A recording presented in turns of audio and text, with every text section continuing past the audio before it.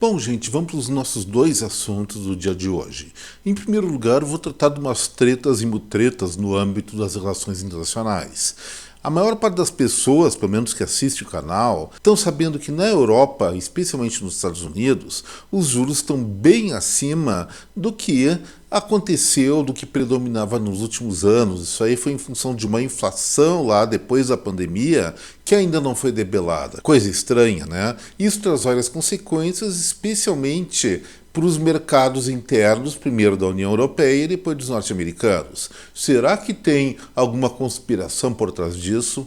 Acho que tem e vou mostrar para vocês. E em segundo lugar, vamos analisar o IPCA de maio, o Índice de Preço ao Consumidor Amplo, a inflação oficial brasileira do mês passado, que teve uma alta em relação a abril, não foi tão intensa assim, mas é interessante nós darmos uma olhada no que realmente está causando essa alta de preços que eu acabei de mencionar. Meu nome é Eduardo Starosta e esse é o canal Fora de Curva. Bom, gente, já sou um sexagenário, mas queiram ou não, acreditem ou não, um tempo atrás eu fui criança, e criança que gostava muito, mas muito mesmo, de desenho animado, e um dos meus favoritos nos anos 70 era o Corrida Maluca. Eram corredores birutas que disputavam para ver quem ganhava a corrida nesse desenho animado, e o único que sempre levava pior era o famoso Dick Vigarista, que vivia aprontando com os outros corredores, botando um monte de armadilha, trapaceando, fazendo algumas coisas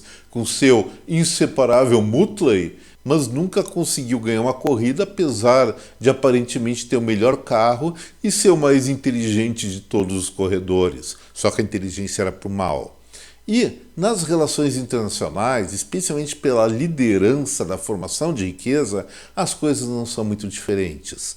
Recentemente eu comentei com vocês a respeito da situação da União Europeia, a inflação resistindo em patamares além do aceitável para aquele continente ou para aquele mercado, ao mesmo tempo em que os juros se mantinham em patamares mais altos do que a média dos últimos anos.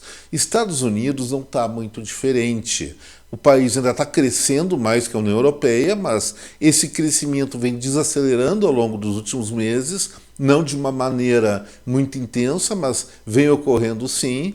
E o principal ponto de fragilidade dos norte-americanos agora é o mercado imobiliário, onde as pessoas ou as famílias não estão lá tão dispostas a comprar novos imóveis, porque os juros estão muito altos. Se os juros estão muito altos, primeiro, o financiamento da casa própria fica mais caro. E, em segundo lugar, a compensação por poupar ou deixar seu dinheirinho nos bancos, investindo em títulos e qualquer coisa, é realmente maior do que foi nos últimos anos. E aí o que acontece? Tem um imbróglio macroeconômico.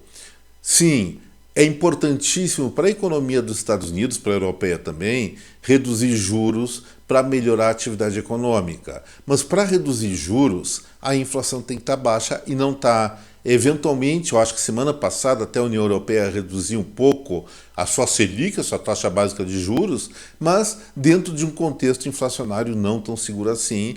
E nos Estados Unidos está acontecendo a mesma coisa. E como é que pode esses países poderosos, riquíssimos, que sempre mantiveram a inflação em rédeas curtas ou não tiveram que se preocupar muito nisso por disciplina fiscal, estarem sofrendo desse problema de maneira tão insistente? Aí eu vou citar um grande economista, prêmio Nobel, chamado Milton Friedman, já falecido. Ele disse certa feita que por trás de uma inflação sempre há uma emissão monetária. E no caso, será que ele está errado? O Banco Central Europeu não tem emitido, até o Federal Reserve, que é o Banco Central norte-americano, normalmente continua emitindo, mas a moeda deles é distribuída pelo mundo inteiro, eles não são afetados assim por uma inflação. Mas o que será que está acontecendo? De onde é que será que saiu essa circulação a mais que mantém a inflação, como eu falei, no velho mundo e nos Estados Unidos, se nenhuma autoridade monetária desses dois mercados é responsabilizada ou tem responsabilidade pelo que está acontecendo? E aí a gente vai lembrar o seguinte: competição mundial não é bolinho, não é brincadeira, é uma coisa séria e nem sempre as práticas nacionais, pela disputa da maior fatia de mercado ou pela hegemonia, são coisas limpas, na verdade nunca foram. O que eu estou querendo dizer para vocês é o seguinte, e aí vamos me concentrar primeiro na questão dos Estados Unidos. Os juros não caem por lá, o que impede a alavancagem do mercado imobiliário, porque a inflação está alta. E a inflação está alta por uma questão externa. Para vocês que terem uma ideia, a China, que tem as maiores reservas cambiais do mundo, nesse momento, nos últimos meses, está se desfazendo estrategicamente desse dinheiro, provavelmente injetando na Europa e nos Estados Unidos, para que, com o objetivo, a meu ver, que a inflação por lá continue sendo uma coisa incomodativa.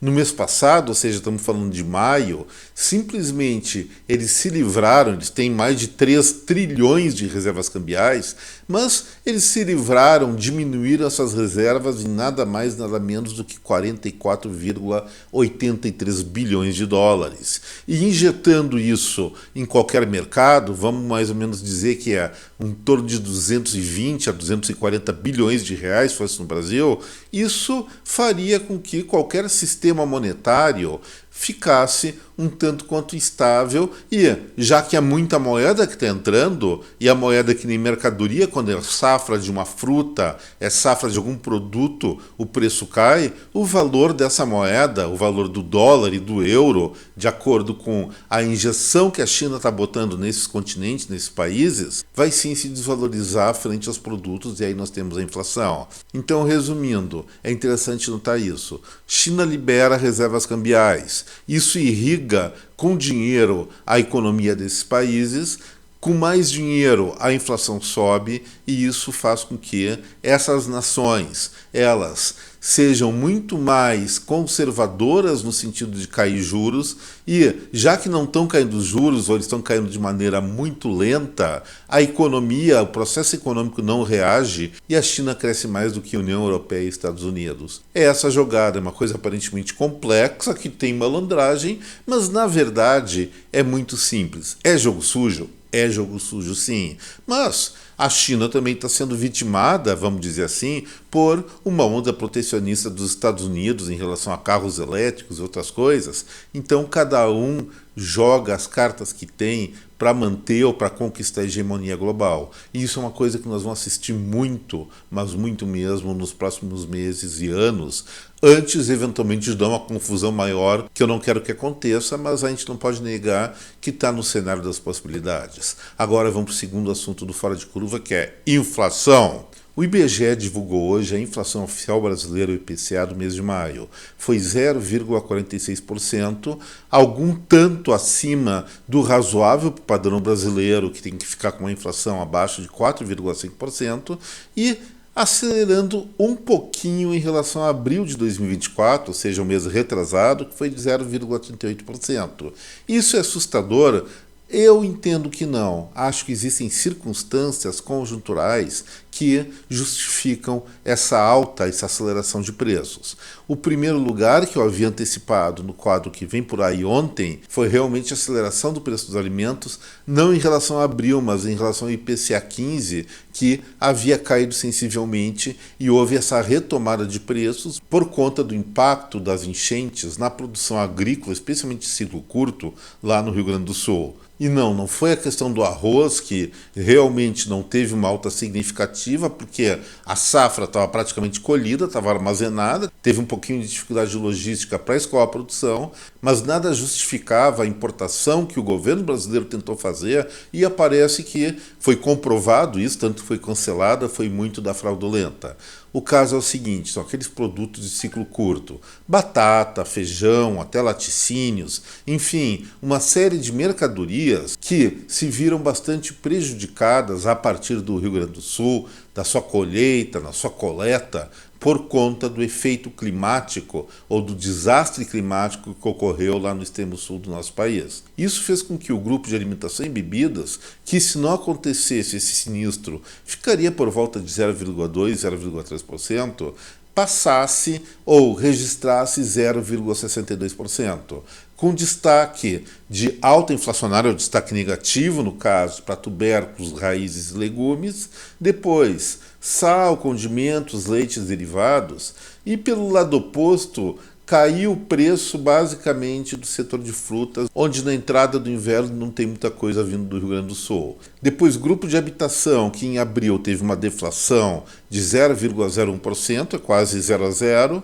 teve uma alta de 0,67% em maio, não pressionado basicamente pela questão dos combustíveis domésticos, ou seja, preços administrados. E nos artigos de residência, que entra os nossos dodóis de consumo, eletroeletrônicos, linha branca, TV, mobiliário, nós tivemos uma deflação de 0,53%. Todos os itens caíram de preço. Será que está ocorrendo uma liquidação? Nada disso. Isso reflete uma situação na qual as famílias brasileiras ou as casas brasileiras, residências, estão evitando nesse momento de investir em ativos ou investir em produtos de ticket médio maior, como as televisões, os mimos para o lar, porque existe uma insegurança de renda no país. Não eventualmente que o emprego esteja caindo, mas parece que as pessoas não estão tão confiantes no futuro, ou não está sobrando grana para fazer um crédito. O endividamento das famílias realmente está acima da média nesses últimos meses, e isso gera uma recessão nessa área de bens duráveis, e é isso que está acontecendo. Já no vestuário, se nós tínhamos antecipado no IPCA 15, há uma alta inflacionária também, mas aí é por uma questão chamada de sazonal. Está saindo, estamos encerrando o período do outono, entrando no inverno, então as temperaturas em vários lugares do país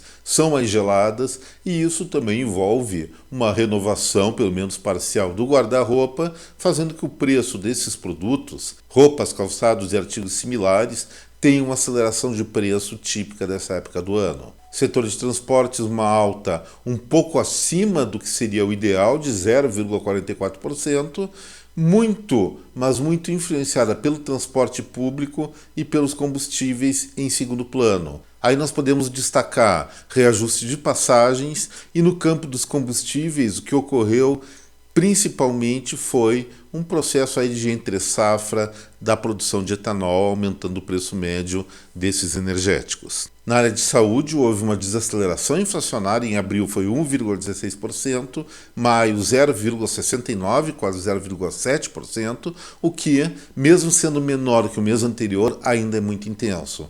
A pressão basicamente foi de higiene pessoal e, em segundo lugar, e muito insistente, planos de saúde, que tem aumentado a sua inflação em quase 1% ao mês. No mês passado foi de 0,77%, e isso é a consequência de várias distorções do mercado de saúde brasileiro.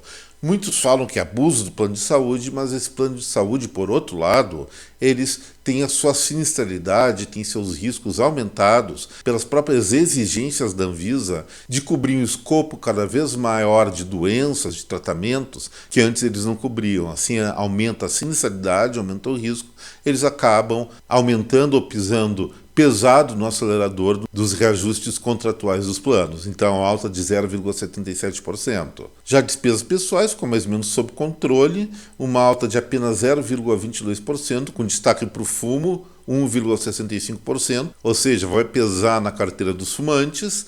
Depois, educação, praticamente 0 a 0, uma alta de 0,09% em cursos diversos. Os cursos regulares não tiveram aumento nem redução, isso acontece normalmente entre janeiro e fevereiro.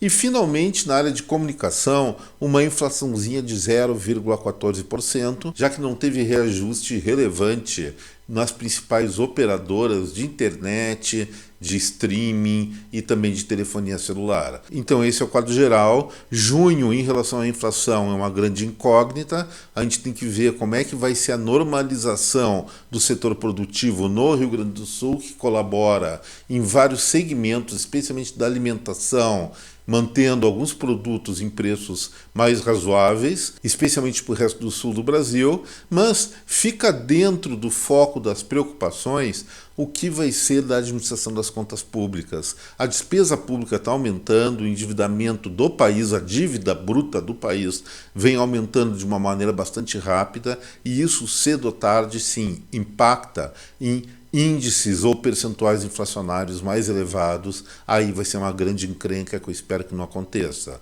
Minha esperança é que o governo federal, mesmo fazendo algumas barberagens, a última que tentou fazer foi daquela de impedir o crédito da PIS/COFINS, isso aí foi eliminado, isso aí foi anunciado na segunda-feira, mas já descartado na terça, mas que o Executivo Federal, a Presidência da República, tome a consciência de que gerar déficit não é uma coisa boa para o Brasil. É melhor começar a controlar gastos o quanto antes e aumentar menos impostos ou até diminuir impostos para que o nosso país consiga seguir uma rota de desenvolvimento que está muito, mas muito ameaçada.